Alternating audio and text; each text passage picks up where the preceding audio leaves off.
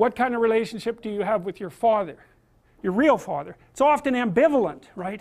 Because there's an element of him that encouraged you, hopefully, because without the encouragement of your father, man, the world is a dismal place. It's very difficult to be a courageous person unless you have your father in body and spirit behind you. It's very demoralizing. Like, it really kills people not to have their mother. They just don't recover from that.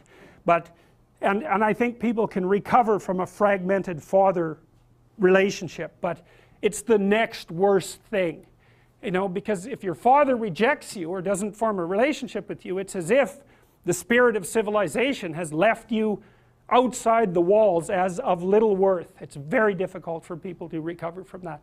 So the father should be an encouraging force, but can be a tyrannical and crushing force, and so that's a very difficult thing to get right, partly because if you're my son, then I should impose the highest standards of behavior on you, and I should always be judging what you're doing.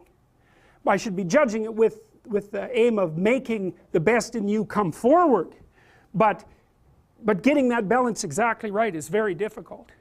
And so it's easy for a father to swing too much into judgment, let's say, and of course mothers can play this role too, to swing too far into the domain of judgment and to be too harsh, and to the degree that the father has his own pathologies, he's going to do that imperfectly. You know, he might be someone who's the father who devours his son because he's jealous of the new possibility, the new potential, the struggle for attention and love from the mother or from the other children in the family. There's all sorts of things that can go terribly wrong.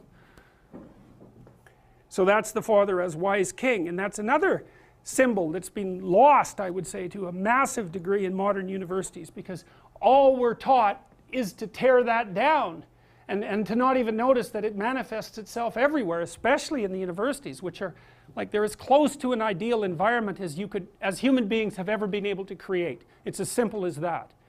And if you can't be grateful for the structure of the university with all its imperfections, then you're completely blind to this element of the archetype. And that's the opposite of it. That's the son that devours, the king that devours his own son. That's a tyrant. You know, that's like the mother who's too overprotective. It's the male version of that. And the mother that's too overprotective says, I'll never let anything happen to you. It's like, well, maybe you actually want to have something happen to you. You know, it's a bit of an all-inclusive statement. It's like, no, I'm going to make you strong so any number of things can happen to you, and when you need some care, I'll be there, but otherwise, like, out into the world with you. That's the right attitude. And for the father, it's like, get your bloody act together, but I'm on your side. It's not because I want to destroy you or demean you or push you down in the dominance hierarchy, but because I want the best in you to emerge.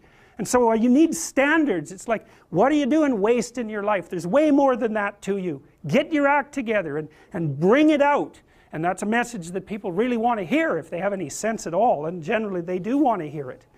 So, you know, I've been talking to a lot of people recently, as perhaps you know, and I was talking to one of the leaders of the Conservatives this morning, and they're asking me about, the person was asking me about Bill C-16, but more specifically about talking to young people, because the Conservative leadership struggle is going on right now. I've been talking to a bunch of them, and I said, well, look, one of the things you could do for young people that no one's doing is to talk to them about responsibility.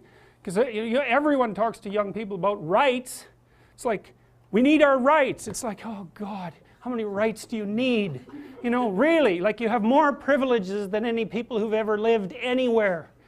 Well, it's so dull to hear that. It's so dull, it's so pathetic, and what would you call it? It's so demeaning that you have to be protected and have your rights. It's like I said, there's a huge marketplace for responsibility. That's what you want to talk to young people about. It's like, get your act together and do something worthwhile with your life. For the first time in my entire adult life, the Conservatives actually have something to sell young people, right? They could sell them responsibility.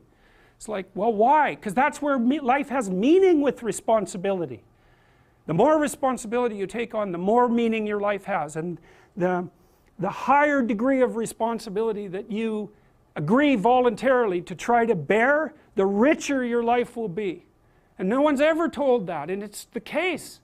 You know, it's like you have 4 kids, say. Well, that's plenty of responsibility. You're going to have meaning. It's going to be rough, you know, because it's complicated. You have a complicated job and you try to help the careers of the people around you. You try to solve tough problems and aid suffering and do all of that. It's like, it's weight, it's responsibility, but there's glory in it, there's real glory in it, there's deep meaning in it. And young people are starving for that because no one ever tells them that. It's like, you're way more than you think, man. Stand up, do something difficult. Do something difficult and heroic, right? Burst out of your bonds. It's like, that's a good message. It's a necessary message, because we have to be more than we are, because if we aren't, we're not going to survive.